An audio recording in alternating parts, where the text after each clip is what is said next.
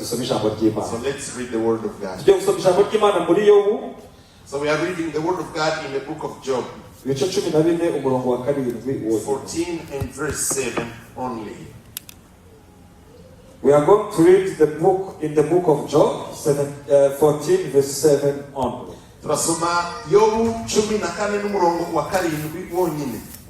Hallelujah. Amen. Aravuga ngo erega hariho ibyiringiro yuko igiti iyo gitemwe cyongera kigashibuka kandi kikajya kigira amashami y'ibitotome nubwo reka gino hasi nubwo umuzi wacyo usazira mu butaka n'igishitsi cyacyo kigahera mu mukungugu iyo cyumvishe amazi cyongera kigashibuka kigatoha nk'igiti kikiri gito. Amen. Reading verse 7 to 9. The word of God says, at least there is hope for a tree. If it is cut down, it will sprout again, and its new shoots will not fail. Its roots may grow old in the ground, and its stump die in the soil. Yet at the scent of water, it will bud and put forth shoots like a plant. Amen. Hallelujah. Amen. Ijambo umutwe w'ijambo ufite uyu munsi riravuga ngo message I have today is kongera kugirira Imana icizere. To have trust, to trust in God once again. To trust in God once again. Kongera kugirira Imana icizere. Warasifiwe? Amen. Aya magambo yavuzwe n'umugaragu w'Imana witwa Yobu. So a servant of God called Job is the one who said these words. Ntabwo ndivuga amateka menshi kuri Yobu. Yobu muramuzi. I will not go into the deep history of his life. Muzi ko yabaga mu gihugu cya Uzi. You remember that he used to live in this. Kandi yari umukiranutsi. And he was a righteous man. Yaratunganye cyane. And he was truly righteous. Yubahaga Imana ngakirinda ibibi byose. And he feared God and stayed away from all evil. Kandi Imana yari yamuhaye abahungu n'abakobwa. God had blessed him with sons and daughters. Imana yari yamuhaye ubutunzi butangaje. God had given him a great wealth. Imana yari yamuhaye inshuti nyinshi. God had given him a lot of friends. Imana yari yamuhaye kwamamara no kumenyekana ahantu hose. God had made him famous around the whole region. Imana yari yaramublessinze muri which means God had blessed him in every way. Amen. So what if God has truly blessed you? Satan is very envious of you. So the way God is proud of you, the way God talks about you, the same way that so the same way God is proud of his righteous. Because God is omnipresent. He's present everywhere. He's present here on earth and what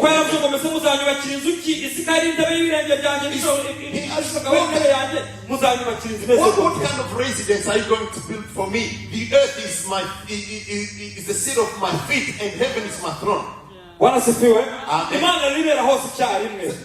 present everywhere.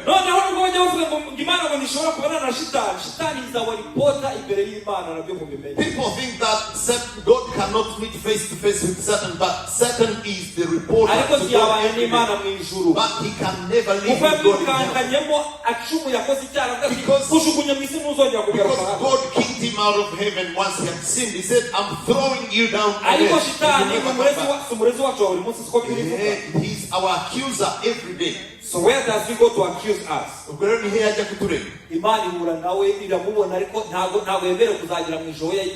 can see him wherever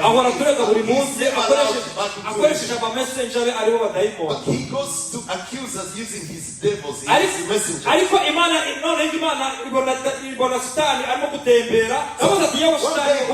So Satan just wandering around. He said, Satan, where are you coming from? He said, I'm just coming from the FM, like roaming around here. God asked him, have you seen my righteous one? Have you seen my righteous man? God was righteous all over the whole land of Uz. Satan said, you think you've got a righteous one? What kind of righteous? If he's enjoying all these kinds of blessings, if anyone is enjoying this, how could they fail to be righteous? The only reason he's righteous is because you blessed him with all this. How could He's given a beautiful wife. He's given wonderful children. He's given a multitude of friends. You've made him famous in the whole nation. How can they fail to be righteous? What would stop this person to be righteous? God said no. Job does not simply believe in me because of what I've given him. He's not just righteous because he's got abundance of everything. But he obeys me because his heart loves me. He's righteous because he loves me, and a sign of this is because he brings offerings and sacrifices for me every day. Satan asks for a permission to touch his wealth and everything he owned. Remember the message. It is possible that even a tree is cut down, it is possible to sprout again and have new leaves. When the word of God is talking about a tree, he's referring to people, mankind. When they say trees in the Bible, it's referring to people.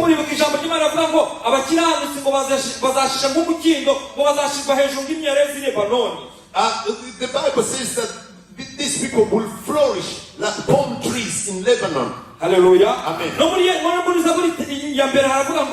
umuntu wese wahirwa umuntu udakurikiza imigambi y'abantu uwo muntu azamera nk'igiti cyagize gute cyatewe hafi y'umugezi gishamaze mu mugezi amababi yacyo agora flourishing amababi yacyo agora amaze meza. The same way it says in Psalm chapter 1, it says the righteous is like a tree that has been planted next to a river, and its roots are deep into the river, and it will remain fresh in all seasons. Hallelujah. Amen. So the tree that was being referred to here is Job. And he was giving an example on himself. So everything that he faced, Satan come and touch his children, kill them all, took touched his wealth and took all of it away. And it came to a time that he touched his very own health. So we were learning in our Bible study at home. So one thing did he said once. But you may have millions of problems until you have life's problem. Ushobora kuvuga ati ibibazo byinshi ufite ibibazo ibihumbi ariko igihe wagize ikibazo cy'ubuzima bwawe usanga ufite ikibazo kimwe gusa. Yeah, true. Wala sifiwe. Amen, amen. Ushobora kuri kukomplainga nta kazi mfite ariko wazana igishite cyazana kujisho gutya cyasa. When you've got a big wound around here, ugasanga Imana ikubwira nka Paulo ubuntu bwanjye, and God is telling you my grace is sufficient to you. Hallelujah. Amen. Yabura yakuzwe n'ibi bintu byose. Job was attacked by all of this. Amaze kujya ibyo bintu byose bimaze kugenda. Once everything was taken away. Ikigeragezo kikiri fresh abantu bakimara when his trial was still fresh and when his wealth was taken away. Job raised God's honor and he said everything was given to God and God is taking everything back. I'm not remembering against God, may his name be glorified.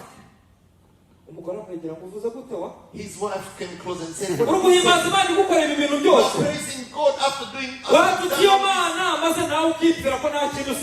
can't you commit blasphemy against him and then you will see because he's done everything. Job asked, are you becoming like one of the foolish women?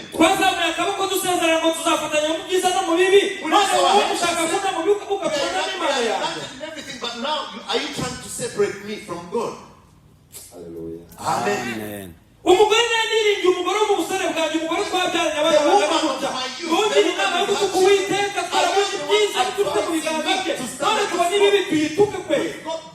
Great things from the hand of the Lord. Now you want to dishonor God when we've got some bad coming.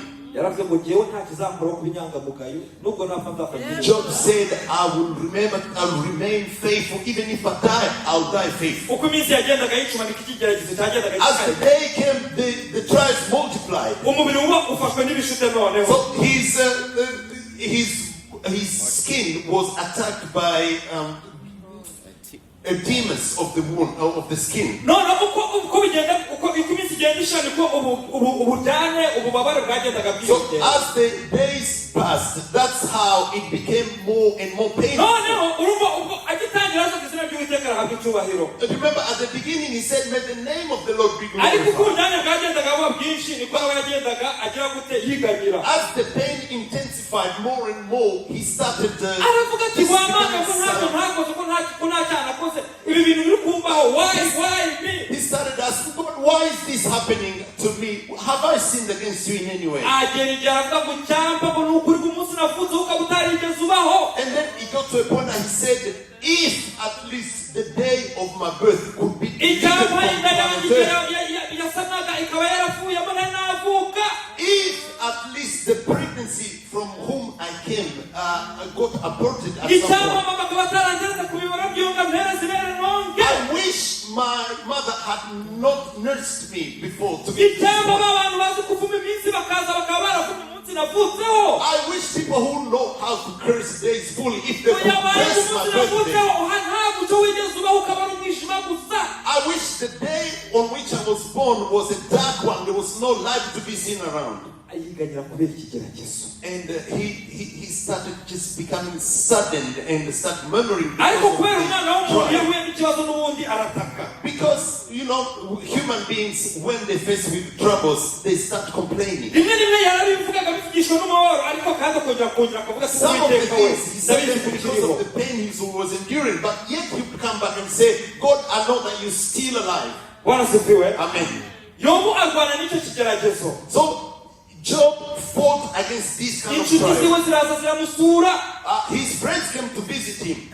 elifazi araza. Eliphaz came. zofari araza. Zophar came. birudadi araza. Bildad came. baravuga ati ariko papa jobu They told him, oh, that mister. ko tuzi ko imana idahana umuntu imuhoye ubusa.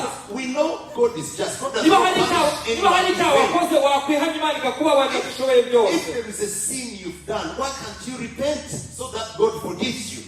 yobu aravuga ngo yego ndabizi sinakiranuka nk'imana yawe. God said, yes, I know I cannot be as righteous as ntabwo God. nagikana imana ngo nigeranye nayo nk'uko I ukiranuka cannot kayo. stand in front of him and compare myself ariko to njyewe his ntacyo mutima wacu righteousness. ucisha nakoreye But uwiteka. there is no guilt in iyo your own mbinyura heart. mu ngubu ni imana yashatse ko mbinyuramo ariko nta Everything mutima I'm wacu going ucisha. through now is God's will, but there is no guilt in my inshuti own ze heart. zagiye zimuhana zimubwira ati niba hari akantu wakoze ihanihane. His friends started forsaking him, saying, if there's something you've sinned against God, why don't you repent? ariko yo baravuga ngo yego sinakwigeranya n'imana. God ariko said ntabwo yes. nakwishinja ibyo ntazi.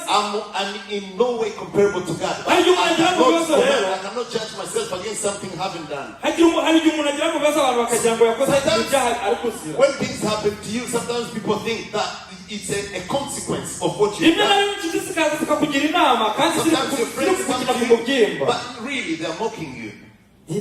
ngo niwe byabaho se. Say, can this happen to Didi? uko yitetebanyaga imbere y'abantu nawe Where he ukageraho. used to see himself in front of people, can this happen to him?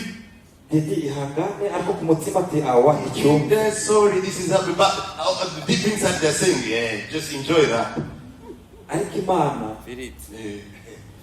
But God, imana izi kwihanganisha abantu bayo. but God knows how to comfort his people even in times of this. yo babwira abantu tugenda bizi ko He said, I know that. imana hari igihe ishaka umunzani ikangerageza. God sometimes puts me on a scale just kandi to icyo judge ngicyo me. But I know, ndabizi ko iminsi ububabare bukunjyana burukugeza I know hamwe. that the pain is taking me to a kuko ndabizi very, neza very ko umuntu place. wabyawe n'umugore kuri 14 umuntu wabyawe n'umugore In chapter araba igihe 14 it gitoya. says, the days of someone who comes from a woman, ngo cyuzuyemo there's a number. ibyago ngo kandi ntaramba And ategeka vuba. his days are full of pain and ngo sorrow. kandi n'ubwo buzima atarambamo ibyirato by'ubwo buzima ibyirato by'ubusa Even though his by'ubusa. life is short, but everything that's filling with his life is full of pain. warasifiwe.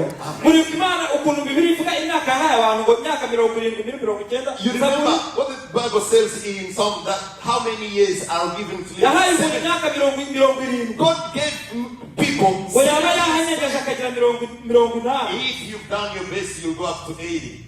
ariko ngo iminsi yose ibyirato byumva ubuzima iyo experience yose n'imiruho gusa twirwana nayo. What you can call the best of your experiences are just pain usanga and umuntu sorrow. akwirata ngo I'm a doctor, You will find someone boasting saying, I'm a doctor, ariko ugasanga bya mu masaha abiri ku munsi. and you find that they only sleep for 2 hours I'm an a night. engineer, I'm an engineer. ugasanga aryama isaha imwe ku munsi. You find that they only sleep for 1 hour I'm in a this, day. ugasanga ibintu byose twirata muri iyi si. You find that everything we boast for, they are just nothing. Yobowe Vanity. yobowe yari yabibonye. So Job has already seen this. aravuga ati genda cyarwana rero, He said, I'm still on the battlefield. nzakomeza kurwana, I will remain on the kiri mu isi battlefield. mfashe igihe mu ntambara. While I'm still on earth, I I'm on will the keep battlefield. fighting, Ndakomeza ariko ndwane. ntabwo nzarekura Uwiteka. I will never forsake my God. aravuga ati rero So he said, yes, icyizere mfite my hope mu mutima wanjye harimo in icyizere my heart is ko about byihuse hope. Because that at least igiti hari igihe gishobora gutemwa, a tree may be cut down. igiti cyatemwa A tree may be cut abantu down. bakakigira uko bashaka, And people will say whatever they want ariko hari about igihe it. kijya gihinduka But a time comes, kikongera kikagira ubuzima. the tree will get a new life. mu cyaro muribuka ibiti batemaga Remember babyitaga back in the village, the the trees that people used to cut down.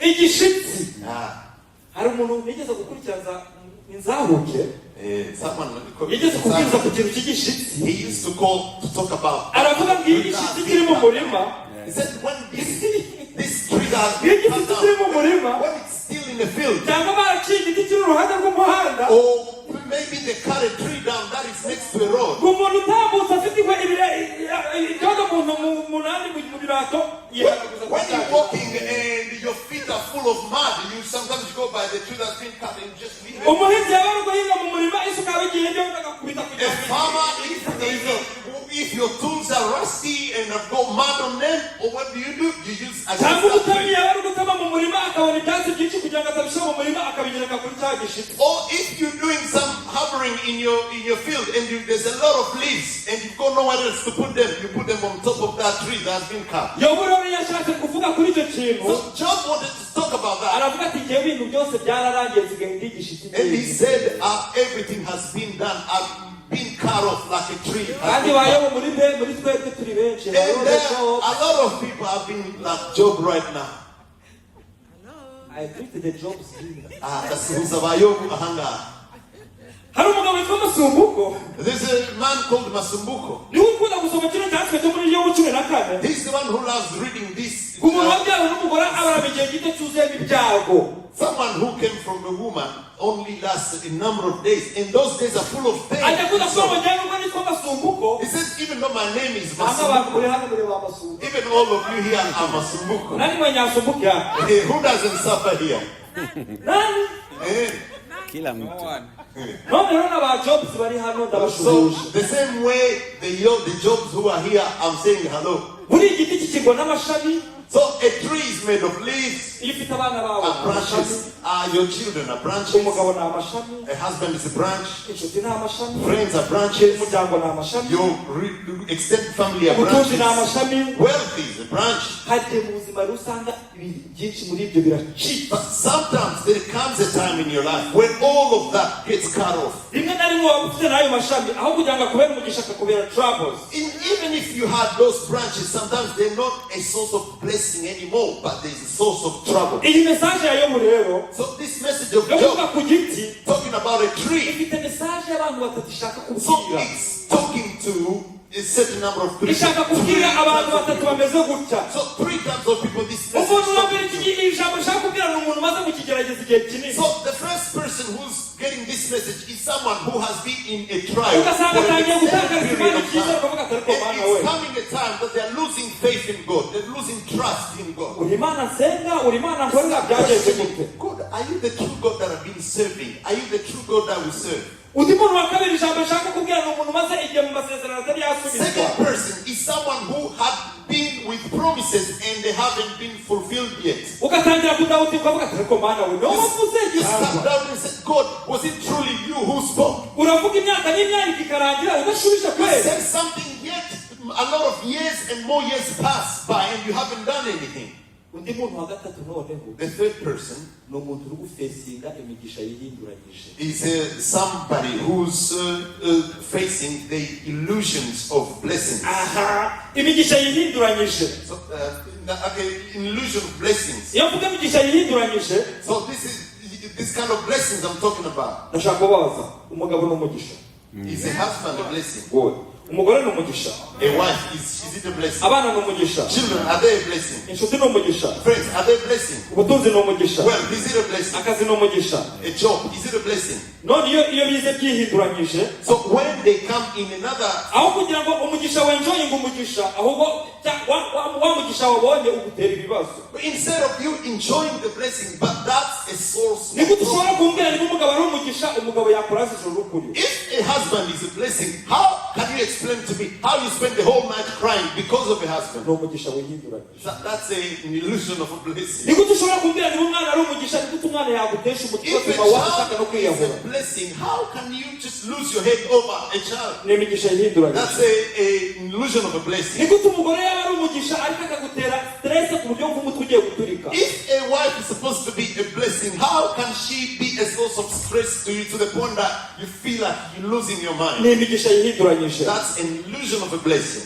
Urumva imigisha yihinduranyije cyane kuvuga. So do you understand this kind of N'imigisha blessing? akakobye kwenjoyinga ariko kugira ngo aho kuyenjoyinga ikagutera ahubwo. So these are blessings that you're supposed to enjoy, but yet they are the greatest source of soul. Ibyo bintu birimo rero bigatuma wumva utakaje Imana So icyizere. these things you go through and then you feel like you are losing hope in God.